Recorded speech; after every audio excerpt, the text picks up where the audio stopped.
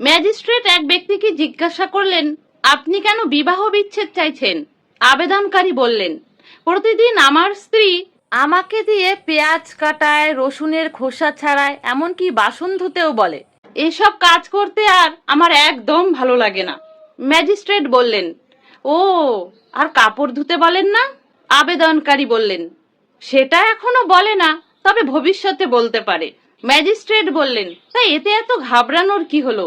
আমার কথা মন দিয়ে শুনুন। পেঁয়াজ ফ্রিজে রেখে দিন, ঠান্ডা করে তারপরে কাটুন, দেখবেন চোখ একদম জ্বালা করবে না। রসুন গরম জলে কিছুক্ষণ ভিজিয়ে রাখুন, দেখবেন খোসা তাড়াতাড়ি উঠে যাবে।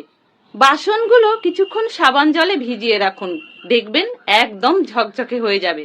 আর যদি ভবিষ্যতে কাপড় ধুতে হয়, তাহলে কাপড়গুলোকে অন্তত আধ ঘন্টা আগে ডিটারজেন্টে ভিজিয়ে রাখবেন, দেখবেন পরিশ্রমও কম হবে আর কাপড়গুলো একেবারে ঝকঝকে তকতকে হয়ে যাবে। সব শুনে আবেদনকারী বললেন, আমি কেসটি তুলে নিতে চাই।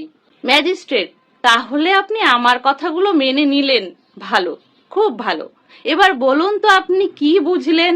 আবেদনকারী তখন বললেন, বুঝলাম বাড়িতে আপনার কেসটা আমার থেকেও বেশি খারাপ। আপনার দ্বারাই কিছু হবে না, আমি চললাম। বন্ধুরা, ছোট্ট একটা গল্প, যদি ভালো লাগে প্লিজ লাইক করে দেবেন, সাথে কমেন্টে আপনাদের মতামত জানাবেন।